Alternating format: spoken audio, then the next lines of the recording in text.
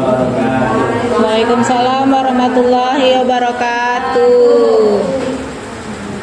Yang terhormat Ibu Parni selaku dosen kami dan kawan-kawan semua yang hadir pada sore hari ini. Kami di sini untuk menyampaikan materi kami yaitu berjudul Bisnis tentang ikan dan dibawakan oleh abang kami Fajar dan pemateri keduanya saya sendiri. Kepada kawan-kawan sebelum kami mulai harap didengarkan dengan jelas supaya pertanyaannya pun jelas kami dengarkan. Bisa kawan-kawan? Bisa. Kepada Bang Fajar kami persilahkan. Baiklah, saya akan memaparkan sedikit poin-poin penting pada pemaparan fishes atau ikan. Yang pertama yaitu habitat. Karena kalau ikan ini berhubungan dengan habitat. Di hampir semua genangan air yang berukuran besar, baik air tawar, air payau, dan air asin, berbeda-beda jenis atau biodiversitas ikannya. Ciri umum fishes yaitu mempunyai sisik dan berlendir. Poin kedua, berenang menggunakan sirip. Ciri khusus fishes yaitu rangka tersusun oleh tulang sejati dan ada beberapa jenis ikan yang ditutupi oleh sisik. Morfologi ikan. Yang pertama, kepala. Terdapat sepasang mata, hidung, telinga, tetapi merupakan telinga dalam. Pada bagian kepala juga terdapat celah insang. Dan insang badan dari ujung perpulung paling belakang atau sirip dubur. Yang poin ketiga adalah ekor. Terdapat sirip ekor yang digunakan sebagai alat gerak. Selanjutnya yaitu tubuh ikan. Ada beberapa bagiannya, yaitu tubuh ikan bagian luar dilindungi oleh sisik atau squama. Kedua, ikan bersifat polioktren. Ketiga, pada bagian bawah sisik terdapat kulit yang banyak mengandung mukosa atau lapisan lendir pada ikan. Yang keempat, urat sisi yang berada pada sisi tubuh berfungsi untuk mengetahui perubahan tekanan air, kedudukannya di dalam air.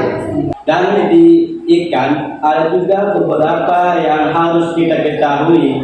Yang pertama, alat pernapasannya ikan berupa insang atau rangkia.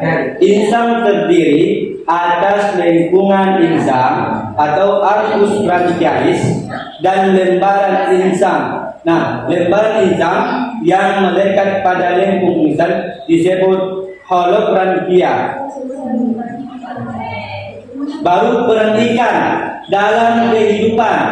Yang pertama, memenuhi kebutuhan bahan pangan manusia. Yang kedua, sebagai sumber hiburan bagi manusia. Yang ketiga, sebagai objek peneliti dan objek rekreasi. Jadi, kesimpulannya, ikan adalah hewan vertebrata yang hidup di air, yaitu yang memiliki ciri umumnya seperti sirip, insang, dan lain-lain. Kepada kawan-kawan kami semua, Sedikit menambahkan, berhubungan materi kita atau mata kuliah kita tentang konservasi. Ada beberapa jenis ikan yang ada di daerah kita yang termasuk status konservasinya atau statusnya adalah diancam punah. Contohnya ikan terumbu atau nama latinnya Genulosa elisa, yaitu ikan terumbu yang ada di daerah kita, yaitu pesisir Panai. Itu sudah dilindungi dalam Appendix 2 dan ada beberapa ikan yang telah dilindungi. Appendix merupakan status perlindungan atau jurnal perlindungan ikan yang dianggap terancam punah. Dan sekian, terima kasih kepada Bang Fajar kami yang sudah menyampaikan materi, dan kepada kawan-kawan semua diharapkan kami memberikan 3 pertanyaan masing-masing dari Nama saya Tirawati Tanjung, saya ingin bertanya. Sebutkan contoh hewan yang benar-benar terlindungi. Hewan kami kan membaca apa? Ulangi tadi pertanyaannya. Sebutkan contoh hewan spesies yang betul-betul benar dilindungi. Pertanyaan dari rekan saya, ya itu kelompok apa kan? Ya, kelompok Coelenterata atau kelompok ubur-ubur ya. Ya baiklah, pertanyaannya adalah sebutkan hewan atau spesies yang dilindungi secara hukum atau status konservasinya. Baiklah, saya akan mencoba menjawab. Mohon disimak.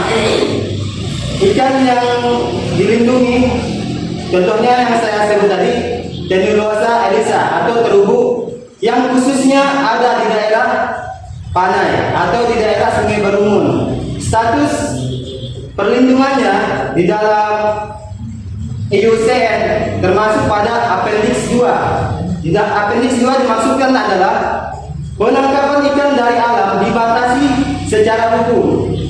Boleh diperjualbelikan asalkan hasil berkembang biakan dalam F2 atau keturunan fenotip keduanya. Hanya itu yang bisa saya jawab. Apakah diterima? Perkenalkan, nama saya Disa Usna, saya mewakili dari kelompok Dikotil. Pertanyaan saya ialah, bagaimana cara mengatasi atau menanggulangi ikan yang sudah punah, contohnya tadi ikan terumbu? Apakah kita berhenti memakannya atau menangkapnya, bagaimana? Mohon diberi penjelasannya. Terima kasih. Baiklah, saya akan coba menjawab pertanyaan dari kelompok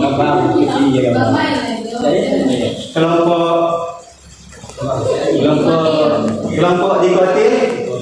Pertanyaannya adalah, bagaimana cara menanggulangi ikan terancam punah atau yang status konservasi yang perlu diperhatikan? Yang pertama yaitu kita harus memperhatikan habitat.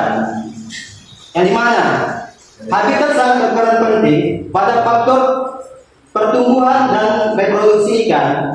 Apabila kita sudah memperhatikan habitat ikan, contohnya tadi kita ambil contohnya Tenulosa elisa ikan terumbu yang ada di Sungai Berumun.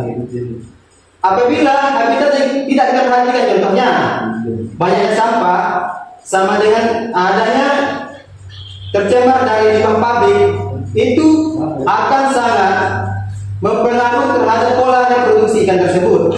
Yang kedua, pola penangkapan nelayan harus direlokasikan atau kita kasih perubahan-perubahan terhadap nelayan, ataupun kita kasih kita kasih pemahaman tentang pola penangkapan ikan. Karena apabila terjadinya penangkapan secara terus-terusan atau tidak dikontrol, maka ikan tersebut akan punah di alam. Yang ketiga, kita perlu memperhatikan konsumsi masyarakat. Apakah ikan tersebut perlu dibatasi ekonomisnya atau perjualbeliannya di pasar. Jadi cara menanggulanginya adalah kita perhatikan habitatnya dan kita perhatikan alat tangkap nelayan. Kalau di daerah kita khususnya untuk Tenulosa elisa ada ikan terumbu, kalau di daerah Berumun alat tangkapnya cuma jaring, itu mungkin tidak berpengaruh karena di alat tangkapnya merupakan jaring 3 inci. Maka anak-anak ikan tersebut atau burayanya bisa terus berkembang. Yang menjadi poin penting kita atau sebagai mahasiswa perlu kesadaran. Kita kontrol pencemaran habitatnya. Contohnya jangan kita kasih pabrik itu membuang limbah ke Sungai Berumun. Itu makanya itulah cara mengendalikan ikan tersebut. Yang ketiga, pola perjualbelian ikan. Itu mungkin tidak terkontrol. Apalagi sifat masyarakat yang tidak tahu menahu ikan itu terancam punah atau tidak. Itulah yang bisa saya sampaikan kepada rekan saya dari kelompok Dikotil. Nah, jika nelayan tersebut tidak mau mengikuti peraturan yang telah berlaku, Apalagi ikan terumbu itu kan mahal, sangat menjadi ataupun incaran para nelayan. Jadi ada nggak peraturan nomor berapa yang mengatakan bahwa ikan terumbu tersebut tidak boleh diperjualbelikan, tidak boleh terlalu banyak untuk diperjualbelikan atau harus dikonservasi. Peraturannya termasuk dari Kementerian Perikanan, apa dari UCN atau apa? Atau Perda? Peraturannya dari UCN. Peraturan dari UCN cuma menetapkan apendiknya, tapi tidak seperti Indonesia. Ada undang-undangnya garis miring dan sekian. Kalau status di apendik, dia termasuk appendix 2, di mana perjualbeliannya dibatasi kecuali hasil budidaya. Jadi tidak diperjualbelikan, apa hukuman nelayan ini? Kalau di dalam hukum Indonesia khususnya di Perda, apabila ikan tersebut masih bisa, khususnya di wilayah kita sudah ada hukum yang mengatur di penjara 3 tahun apabila terlepas kontrolnya. Tapi kalau menurut di masyarakat kita belum ada, karena di mana peraturan tersebut masih simpang siur, karena kurangnya pemahaman pihak berwenang kepada masyarakat, khususnya di Kementerian Perikanan. Jadi kalian kan sebagai mahasiswa, jadi menurut kalian berdua apa yang harus kita lakukan kepada nelayan agar keberhentian ikan terumbu tersebut untuk dikonservasi? Kalau Oke, jadi kita tidak juga bisa memberhentikan nelayan, ya kan? Tapi kita bisa membatasi nelayan untuk menangkap ikan. Karena di peraturan tidak boleh menangkap ikan kalau masih di dalam anaknya. Tapi kalau sudah ketika dia mulai besar, boleh ditangkap, tapi sesuai peraturan yang ada di perda masing-masing. Jadi otomatis kita hanya bisa menyampaikan sebagai mahasiswa untuk istilahnya kita kan mahasiswa, kita harus bisa mengatasi masalah tentang di daerah sini berumur. Maka kalau kita suruh berhenti, tidak mungkin. Kenapa? Karena inilah pencarian mereka, ya kan? Jadi kita hanya bisa membatasi nelayan. Upaya apa? Jangan punahlah ikan yang ada di sungai berumur. Jadi silahkan tambah itu. Nah, jadi kalau kurang jelas masalah human control sebagai manusia, ada di khususnya di dermaga buat milik tertera bagi bagan tentang bulan-bulan apa saja yang bisa menangkap ikan terumbu. Tetapi namanya manusia atau nelayan, orang itu butuh yang namanya konsumsi atau kebutuhan dan mata pencarian orang itu. Jadi kita hanya bisa mengontrol jangan sampai habitatnya tercemar. Itu yang bisa kita lakukan sebagai mahasiswa. Apabila kita menghentikan nelayan, apakah kita sanggup memberikan alat tangkap baru yang tidak mengambil terumbu? Itu pertanyaan besarnya. Tapi sebagai mahasiswa kita hanya bisa mengontrol berapa tinggikah tingkat pencemaran di daerah sungai berumur. Dari dulu kan, dulu itu lagi. Oh, anak muda ya. Akhir. Terima kasih atas penjelasannya. Kawan-kawan yang sudah memberikan pertanyaannya, mudah-mudahan dengan menyampaikan materi dan memberikan pertanyaan kepada kami, mudah-mudahan kami bisa memanfaatkannya ke depannya. Amin.